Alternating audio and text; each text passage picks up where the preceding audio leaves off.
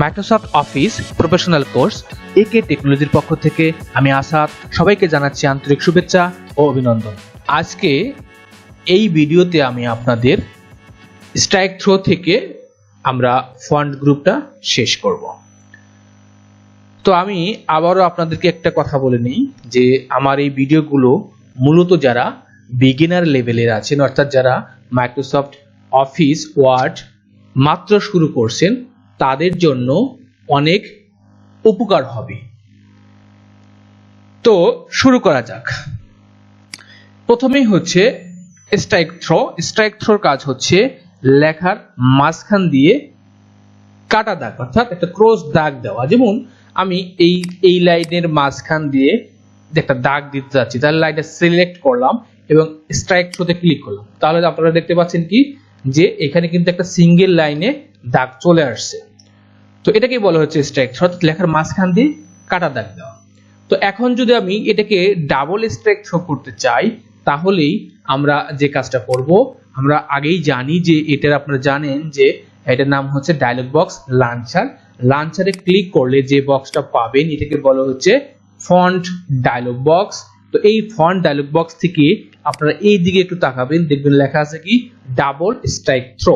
তাহলে আমি যদি ডাবল স্ট্রাইক থ্রোতে ক্লিক করে আমি যদি ওকেতে প্রেস করি তাহলে এখানে দেখতে পাবেন আপনারা কি ডাবল লাইন, অর্থাৎ এখানে দুইটা দাগ দিয়ে কিন্তু এই লাইনটার মাঝখান দিয়ে দাগটা কেটে গেছে। তো এখন যদি আমি আবার সেম ভাবে এই দাগটাকে তুলতে চাই তাহলে আমরা এই ডায়লগ বক্স লাঞ্চারে ক্লিক করে ফন্ট ডায়লগ বক্সটা নিয়ে এসে ডাবল স্ট্রাইক থ্রোটাকে উঠিয়ে দিয়ে জাস্ট একটা ক্লিক করব, আমরা আবার দেখতে পারবো যে লেখাটা নরমাল হয়ে গেছে। তো এটাই হচ্ছে স্ট্রাইক থ্রোর কাজ। এরপরে যে অপশন সেটা হচ্ছে সাবস্ক্রিপ্ট, অর্থাৎ কোনো লেখা বা টেক্সটকে নিচে পাওয়ার ইউজ করার জন্য ব্যবহার করা হয়। যেমন আমরা যদি এখানে এই H2O অর্থাৎ পানির যে সংকেতটা আছে এই 2 থাকে হচ্ছে এইচ এর নিচে। তো আমি জাস্ট এটাকে সিলেক্ট করে আমি যদি সাবস্ক্রিপ্টে ক্লিক করি তাহলে আমরা দেখতে পারবো যে এইচ এর নিচে কিন্তু 2 চলে গেছে। এখন আমি যদি এই কাজটাকে যদি কিবোর্ড কমান্ড দিয়ে করতে চাই তাহলে আমাদের কোথায় ক্লিক করতে হবে, কন্ট্রোল ইকুয়াল। আমি যদি কন্ট্রোল ধরে ইকুয়াল প্রেস করি একেবারে নরমাল হবে, আবার কন্ট্রোল ইকুয়াল দিলে সাবস্ক্রিপ্ট হয়ে যাবে। তো এরপরে যেটা সেটাকে বলা হচ্ছে সুপার স্ক্রিপ্ট। সুপার স্ক্রিপ্ট হচ্ছে কোনো টেক্সট বা কোনো সংখ্যাকে উপরে পাওয়ার হিসেবে আমরা ব্যবহার করব। যেমন এখানে আমি লিখে ফেলছি a + b হোল স্কয়ার। তো এটা কিন্তু হোল স্কয়ারটা হয়নি, জাস্ট এটাকে আমি এই দুইটাকে সিলেক্ট করে আমি যদি সুপার স্ক্রিপ্টে ক্লিক করি তাহলেই দেখতে পারবো উপরে কিন্তু পাওয়ার চলে গেছে। তারপর অনেক সময় আমরা লিখি ফার্স্ট 1st লিখে স্পেস দিলে কিন্তু দেখতে পাবেন যে এই st-টা কিন্তু অটোমেটিক উপরে চলে যায়। তো সুপার স্ক্রিপ্টের কিবোর্ড কমান্ড হচ্ছে কন্ট্রোল শিফট প্লাস। ধরেন আপনি এটাকে সিলেক্ট করে কন্ট্রোল শিফট যখন প্লাস প্রেস করবেন নরমাল হবে, আবার কন্ট্রোল শিফট প্লাস প্রেস করলেই আবার সুপার স্ক্রিপ্ট হয়ে যাবে। তাহলে সুপার স্ক্রিপ্টের কিবোর্ড কমান্ড হচ্ছে কন্ট্রোল শিফট প্লাস। আচ্ছা, এরপরে হচ্ছে টেক্সট ইফেক্টস এন্ড টাইপোগ্রাফি, অর্থাৎ আমাদের এই যে লেখাগুলো আছে এই লেখাটার বিভিন্ন ধরনের কালারফুল দিয়ে স্টাইল করা। অর্থাৎ আমরা এখানে শ্যাডো, রিফ্লেকশন, গ্লো, তারপর ধরেন আউটলাইন, এই সমস্ত কাজগুলো কিন্তু করতে পারি। তো আমি এই লেখাটাকে সিলেক্ট করলাম, করে আমরা টেক্সট ইফেক্টে ক্লিক করে এই জায়গার ভিতরে আপনারা দেখতে পাচ্ছেন এখানে কিন্তু রেডিমেড একটা ইফেক্টস দেওয়া আছে। তো আপনি চাইলে এখান থেকে যে কোনো ইফেক্ট এখান থেকে দিতে পারেন। তো এটা হচ্ছে রেডিমেড ইফেক্টস। আর যদি আপনি আপনার প্রয়োজন মতো কাস্টমাইজ করতে চান তাহলে যে কাজটা করবেন, আপনি যাবেন হচ্ছে ইফেক্টে, এখানে দেখেন লেখা আছে কি আউটলাইন। আউটলাইন মানে হচ্ছে লেখার চারপাশে যে কালারটা থাকে সেটাকে বলা হচ্ছে আউটলাইন। তো আমি আউটলাইনে ক্লিক করে এখান থেকে আমি একটা রেড কালার ইউজ করলাম এবং এই আপনারা এখন দেখতে পাচ্ছেন এটা কিন্তু চারপাশে একটা রেড কালার হয়ে গেছে। তো আমি যদি এটার ওয়েটটা একটু বাড়িয়ে দেই, আবার এখানে ক্লিক করব, আউটলাইনে ক্লিক করব, ওয়েটে ঢুকে আমি এখান থেকে একটু ওয়েটটা বাড়িয়ে দিলাম, তাহলে এখন দেখতে পাচ্ছেন যে অনেক মানে ইয়াটা কিন্তু ওয়েটটা কিন্তু একটু বেশি। তো আমি আবার এখানে ক্লিক করে আমি যদি আউটলাইনে গিয়ে ওয়েট থেকে একটু কমিয়ে দিলেই হবে। আবার এখান থেকে ক্লিক করলাম, আউটলাইনে ক্লিক করে এখানে দেখেন হ্যাশ মানে একটা স্টাইল দেওয়া আছে, আমি চাইলে এখান থেকে এই স্টাইলগুলো দিয়ে আমার লেখার ডিজাইনগুলো ফুটিয়ে তুলতে পারি। তো আমি আবার এটাকে সিলেক্ট করে এই ইফেক্টে ক্লিক করে আউটলাইনে ক্লিক করে নো আউটলাইনে ক্লিক করলে কিন্তু আমাদের আবার লেখাগুলো নরমাল হয়ে যাবে। আবার আমি এই এরিয়াতে ক্লিক করে এটা হচ্ছে শ্যাডোতে ক্লিক করলে ডান দিকে আপনারা দেখতে পারবেন যে শ্যাডোর বিভিন্ন স্টাইল আছে। এখান থেকে আপনি চাইলে যে কোনো ধরনের শ্যাডো ইউজ করতে পারেন। দেখেন এই যে এখানে কিন্তু পিছনে যে একটা ড্রপ শ্যাডোর মতো পড়ে আছে, এটাকে আবার সিলেক্ট করে আমরা এরোতে ক্লিক করব, শ্যাডোতে ক্লিক করব এবং এইখান থেকে লেখা আছে নো শ্যাডো, এই বক্সে ক্লিক করব। এরপর আবার ক্লিক করে আমি রিফ্লেকশন দেখাবো। রিফ্লেকশন মানে হচ্ছে প্রতিবিম্ব অর্থাৎ প্রতিফলন করা। এটা এই লেখাটার হুবহু উল্টা নিচে চলে আসবে। জাস্ট আমি এইখান থেকে এগুলো হচ্ছে রিফ্লেকশনের স্টাইল, এটা কম থেকে আস্তে আস্তে বাড়বে, কম থেকে আস্তে আস্তে এরকম বাড়বে। তো আপনি চাইলে এখান থেকে যে কোনো একটা স্টাইল দিয়ে এই নিচে রিফ্লেকশন গুলো দেখতে পারেন। তো এরপর আমি এখানে ক্লিক করে রিফ্লেকশনে গিয়ে আমি যদি নো করে দেই, নো রিফ্লেকশন, তাহলে কিন্তু আগের অবস্থায় চলে আসবে। এরপরে হচ্ছে আমরা দেখতেছি গ্লোতে ক্লিক করে আমি এখান থেকে এক্সট্রা গ্লো মানে হচ্ছে আভা, চারপাশে একটা হালকা আভা দিতে পারি। আবার আমি এখান থেকে ক্লিক করে গ্লোতে ক্লিক করলাম এবং নো গ্লোতে ক্লিক করলে কিন্তু আবার লেখাটা নরমাল হয়ে যাবে। অর্থাৎ আপনি চাইলে এখানে ইফেক্ট ইউজ করে outline, shadow, reflection, glow use করতে পারেন। আবার চাইলে আপনি এখান থেকে রেডিমেড ইফেক্ট দিতে পারেন। এরপরের যে অপশনটা সেটাকে বলা হচ্ছে টেক্সট হাইলাইট কালার, অর্থাৎ টেক্সটের পিছনের যে কালারটা সেটাকে বলা হচ্ছে হাইলাইট কালার, ব্যাকগ্রাউন্ড কালার। তো ধরেন এইটা হচ্ছে আমার একটা ইম্পর্টেন্ট বিষয়, এই বিষয়টাকে সিলেক্ট করে আমি যদি এই অ্যারোতে ক্লিক করে এই হাইলাইট কালার হচ্ছে এই 15টা কালার কিন্তু হাইলাইট কালার, আপনি চাইলে এখান থেকে হাইলাইট করে দিতে পারেন। অর্থাৎ ব্যাকগ্রাউন্ডে যে কালারটা দেওয়া হয় সেটাকে বলা হচ্ছে টেক্সট হাইলাইট কালার। এই টেক্সট হাইলাইট কালার সিলেক্ট করে আমরা চাইলে এখান থেকে অ্যারোতে ক্লিক করে আবার নো কালার দিলে কিন্তু আগের অবস্থায় চলে আসবে। এরকম আপনি চাইলে একটা ওয়ার্ডকে সিলেক্ট করবেন, হাইলাইটে কালার ক্লিক করে এখান থেকে হাইলাইট করতে পারেন।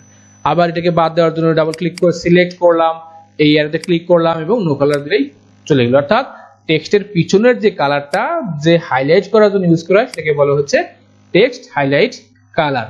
আমরা কিন্তু এই কালারগুলো বেশি ইউজ করি, আবার চাইলে এরকম কালারও ইউজ করতে পারি। 15টা কালার এখানে ফিক্সড করে দেওয়া আছে, এর বাইরে কিন্তু নিতে পারবেন না। আচ্ছা, এরপরে হচ্ছে ফন্ট কালার। এটার নাম কি? Font colour. ফন্ট কালার মানে হচ্ছে লেখার যে কালার সেই কালারটাকে বলা হচ্ছে ফন্ট কালার। তো আমি চাইলে এখানে কিন্তু অনেকগুলো কালার দেওয়া আছে, এটাকে সলিড কালার বলে, অর্থাৎ যে কালারটা দেওয়া আছে কালো কালার এটাকে সলিড কালার বলে। আমরা এখান থেকে ক্লিক করে এই অ্যারোতে ক্লিক করে কিন্তু আমি এখান থেকে বিভিন্ন ধরনের কালার দিতে পারি। এখান থেকে যেমন রেড কালার দিলাম, আমি এই লেখাটাকে সিলেক্ট করে এখান থেকে একটা হলুদ কালার এরকম ইউজ করলাম। মানে প্রত্যেকটা অপশনের ভিতরে গিয়ে কিন্তু আপনি এখান থেকে কালার নির্ধারণ করতে পারবেন। তো এগুলো এই যে কালার প্যালেট থেকে দেখতে পাচ্ছেন যে আপনারা কালার নির্ধারণ করতে পারেন। এখানে দেখেন একটা অপশন আছে মোর কালার। মোর কালার মানে হচ্ছে কাস্টমাইজ কালার। আপনি চাইলে বিভিন্ন ধরনের কালার দিয়ে কাস্টমাইজ করতে পারবেন। যেমন ধরেন আপনি এখানে ক্লিক করলেন, এটা হচ্ছে স্ট্যান্ডার্ড কালার, এটা হচ্ছে কাস্টম কালার। স্ট্যান্ডার্ডে ক্লিক করে যে কালারে ক্লিক করবেন সেই কালারটাই হবে। আবার যদি বলেন যে না এই কালারটা আপনি একটু ডিপ করবেন, একটু লাইট করবেন, সেক্ষেত্রে আপনি কাস্টমে গিয়ে এই কালো আইকনটা ধরে উপরে উঠাইলে কি হবে, লাইট হবে এবং নিচের দিকে নামালে ডিপ হবে। ওকে দিলাম, এখন আপনারা দেখতে পাচ্ছেন যে একটা ডিপ কালার হয়ে গেল। তাহলে আমরা এখানে এই ফন্ট কালারে ক্লিক করে এটাতে ক্লিক করে মোর কালারে ঢুকে কাস্টম থেকে এখান থেকেও আমি কালার নির্ধারণ করে দিতে পারি, এখান থেকেও দিতে পারি ইচ্ছা আপনার, অথবা এই স্ট্যান্ডার্ড থেকে এখান থেকে কালার চয়েস করে তারপর কাস্টমে গিয়ে এটা ধরে আপনি ডিপ লাইট করে দিয়ে ওকে দিবেন, ওই কালারটা এখানে অ্যাপ্লাই হয়ে যাবে। এরপর হচ্ছে গ্রেডিয়েন্ট কালার। গ্রেডিয়েন্ট মানে হচ্ছে একটা টেক্সটের ভিতরে একের অধিক কালারের সংমিশ্রণ, অর্থাৎ একের অধিক কালার যদি একটা লেখার ভিতরে থাকে সেইটাকেই বলে হচ্ছে গ্রেডিয়েন্ট কালার। যেমন আমি গ্রেডিয়েন্ট কালার এখানে কিছু রেডিমেড গ্রেডিয়েন্ট দেওয়া আছে, তো আমি যদি আমার প্রয়োজন মতো যদি কালার দিতে চাই গ্রেডিয়েন্ট, তাহলে আমি এটাকে সিলেক্ট করে এই ফন্টের অ্যারোতে ক্লিক করে গ্রেডিয়েন্টে ক্লিক করলে এখানে দেখতে পাবেন মোর গ্রেডিয়েন্ট লেখা আছে। তো গ্রেডিয়েন্টে ক্লিক করলে এখানে কিন্তু ফরম্যাট টেক্সট ইফেক্ট নামে একটা বক্স আসবে। এটা কিন্তু 2013 থেকে 21 পর্যন্ত এরকম ডায়লগ বক্সটা ডান দিকে আসবে, আর 2010-7 ভার্সনে কিন্তু এই লেখার এইখানেই চলে আসবে। তো আপনারা এখানে দেখেন লেখা আছে নো ফিল। নো ফিল মানে কি? নো ফিল মানে হচ্ছে কোনো কালার থাকবে না। আর সলিড ফিল মানে যেখানে যে কালো কালারটা দেওয়া আছে এটাকেই বলে সলিড ফিল। আপনি চাইলে এখান থেকে কোনো একটা কালার নির্ধারণ করে এখানে ট্রান্সপারেন্সি বাড়িয়ে বা কমায় দিয়ে ডিপ লাইট এখান থেকেও করতে পারেন, অথবা আমরা যেটা করার জন্য যেটা এখানে ক্লিক করছি সেটাকে বলেছে গ্রেডিয়েন্ট ফিল। তো গ্রেডিয়েন্ট ফিলে ক্লিক করার পর এখানে যে গ্রেডিয়েন্ট স্টেপস আছে, স্টেপের কিন্তু 4টে স্টেপ আছে। এখানে দেখতে পাচ্ছেন যে 4টে স্টেপ আছে, কিন্তু এটা হচ্ছে 2010 ভার্সনে কিন্তু পাবেন হচ্ছে 3টা স্টেপ, কিন্তু 2013 থেকে অর্থাৎ মাইক্রোসফট ওয়ার্ড 2013 থেকে 21 পর্যন্ত কিন্তু 4টা স্টেপ পাবেন। তো এখানে কোনো মানে প্রবলেম নেই, আপনি চাইলে স্টেপ বাড়াতে পারেন, আপনি চাইলে স্টেপগুলো কমাইতে পারেন। তো আমি জাস্ট এই 4টা দিয়ে দেখা দিচ্ছি, অথবা আমরা এখান থেকে একটা স্টেপ কমিয়ে দেব। তাহলে এখানে ক্লিক করে এখানে ক্লিক করে এটার নাম হচ্ছে কি রিমুভ। যেমন আমরা এখান থেকে জাস্ট শুধু এখান থেকে রিমুভ ক্লিক করলে কিন্তু রিমুভ হয়ে যাচ্ছে। আবার যদি আপনি বসাতে চান জাস্ট একটা ক্লিক করবেন এই স্টেপের ভিতরে, আবার নতুন করে বসে যাবে। জাস্ট আমি এখান থেকে ক্লিক করলাম, এটা কিন্তু রিমুভ হয়ে গেল। তো এইখানে আমি এখন কালার নির্ধারণ করব কিভাবে, জাস্ট এই প্রথম স্টেপে ক্লিক করবেন, ক্লিক করে এখানে কি লেখা আছে কালার, কালারের অ্যারোতে ক্লিক করে আমরা এখান থেকে যে কোনো একটা কালার, রেড কালার নির্ধারণ করলাম। আপনারা এখানে দেখতে পাচ্ছেন যে রেড কালার চলে আসছে। এরপরে সেকেন্ড স্টেপে ক্লিক করে এখান থেকে কালার নির্ধারণ করলাম হলুদ, এখানে দেখতে পাচ্ছেন হলুদ কালার চলে আসছে। এখন এটা যদি আমি একটু কম বেশি করে বাড়িয়ে দিতে পারি, এখানে ট্রান্সপারেন্সি একটু বাড়িয়ে দিতে পারি। আবার থার্ড স্টেপে ক্লিক করে কালারে ক্লিক করে আমি এখান থেকে একটা কালার নির্ধারণ করলাম। তাহলে আপনারা দেখতে পাচ্ছেন যে এই জায়গার ভিতরে কালারগুলো অ্যাপ্লাই হয়ে গেছে, কিন্তু এই জায়গার ভিতরে দেখেন ডিউরেশনটা কি রকম বসাবেন, কি দিকে কত দিকে বসাবেন সেটা এখান থেকে আপনারা নির্ধারণ করে দিতে পারেন। এরকম বসাতে পারেন, এরকম বসাতে পারেন, আমি এরকম বসালাম, বা এরকম বসাতে পারেন, আপনারা এদিকে বসাতে পারেন। দেন ওকে, দেখেন আপনারা দেখতে পাচ্ছেন যে একটা টেক্সটে কিন্তু কয়েকটা কালারের একটা মিশ্রণ চলে আসছে। এটা কি বলা হচ্ছে গ্রেডিয়েন্ট ফিল। তো আপনি চাইলে গ্রেডিয়েন্ট ফিল এভাবে নির্ধারণ করতে পারেন, অথবা আমরা এখন যে কালারটা বসাইছি এখানে ক্লিক করে গ্রেডিয়েন্ট ঢুকলে কিন্তু এই কালার বসানোর জন্য কিন্তু অপশন আপনাদের দিয়ে দিবে। তো এখন যদি এটাকে আমি আগের অবস্থায় নিয়ে আসতে চাই, জাস্ট আমি ফন্ট অ্যারোতে ক্লিক করে আমি এখান থেকে অটোমেটিক্যালি ক্লিক করব, আগের অবস্থায় ফিরে আসবে। এরপরে হচ্ছে আমরা একটু শিখব হচ্ছে ফন্ট ডায়লগ বক্স, অর্থাৎ আমরা ফন্ট ডায়লগ বক্সের যে লাঞ্চার আছে এখানে লাঞ্চারে ক্লিক করব। ক্লিক করার পর আমাদের এই ডায়লগ বক্সে কিছু কাজ আছে, যেমন আমরা এখান থেকে এগুলো তো সবই করে আসছি। তো এখানে দেখেন স্ট্যাক থ্রো আছে, ডাবল স্ট্যাক থ্রো আছে, সাবস্ক্রিপ্ট, সুপারস্ক্রিপ্ট, এগুলো কিন্তু পারবেন। আমরা এখান থেকে 3টা option small caps, all caps এবং হিডেন। স্মল ক্যাপসটা কি কাজ করে দেখেন, সিলেক্ট করলাম, ওকে দিলাম। দেখেন স্মল ক্যাপস হচ্ছে প্রথম অক্ষর, সবগুলো অক্ষরই কিন্তু বড় হাতের হয়েছে, দেন প্রথম অক্ষরটা শুধু একটু কিন্তু সাইজটা কিন্তু একটু বড় হয়ে গেছে, আর বাকিগুলো সবই সাইজটা ছোট আছে, কিন্তু ফন্ট যে লেখার যে অক্ষরগুলো সেটা কিন্তু ক্যাপিটাল লেটারই আছে। আবার আমি এই এরিয়াতে ক্লিক করে আমি যদি এটা উঠিয়ে দিয়ে অল ক্যাপস ক্লিক করি, তাহলে দেখেন প্রত্যেকটা অক্ষর একেবারে সমানভাবে চলে আসছে। তো এটাই হচ্ছে কি অল ক্যাপস আর হচ্ছে স্মল ক্যাপস। আমি ওটা উঠিয়ে দিয়ে ওকেতে ক্লিক করলাম, আগে নরমাল হয়ে চলে গেছে। তো এরপরে যে অপশনটা সেটাকে বলা হচ্ছে হিডেন। হিডেন মানে হচ্ছে লুকিয়ে রাখা। ধরেন আপনার একটা ডকুমেন্টে একটা গুরুত্বপূর্ণ মানে গোপনীয় কোনো বিষয় আছে, যে লেখাটা কেউ না দেখতে পারে, অর্থাৎ কেউ দেখলে যে সমস্যা হয়ে যাবে, এই জন্য আমরা কি করি এটাকে হিডেন করি। জাস্ট ফাইল সবাই দেখতে পারবে, কিন্তু আমরা কিন্তু এই লেখাটা দেখাবো না, এই জন্য আমরা কি করব লেখাটাকে সিলেক্ট করব। ধরেন এই লেখাটুকু খুব ইম্পর্টেন্ট বা গোপনীয় বা সেনসিটিভ, তো এই জন্য আমরা কি করব এটাকে হিডেন করে রাখবো। তো সিলেক্ট করে আমরা এই এরিয়াতে ক্লিক করলাম, হিডেনে ক্লিক করলাম, ওকে।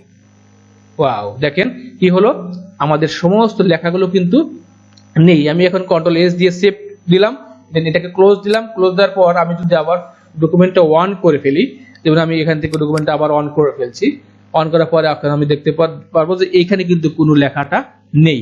তো এটা কিন্তু কেউ বুঝতে পারবে না যারা এই বিষয়গুলো না জানে। তো এখন যদি আমি আবার সেম ভাবে এখান থেকে নিয়ে আসতে চাই, তাহলে আমি কিন্তু এখানে কোনো কিছু দেখতে পারবো না। দেখেন এখানে কেউ বুঝতে পারবে না যে হিডেন করা আছে কিনা। তো আমরা কিভাবে নিয়ে আসবো হিডেনটাকে শো করবো কিভাবে, কিবোর্ড থেকে আপনারা কন্ট্রোল এ প্রেস করবেন। কন্ট্রোল এ মানে হচ্ছে ওয়াল সিলেক্ট, কন্ট্রোল এ মানে হচ্ছে ওয়াল সিলেক্ট।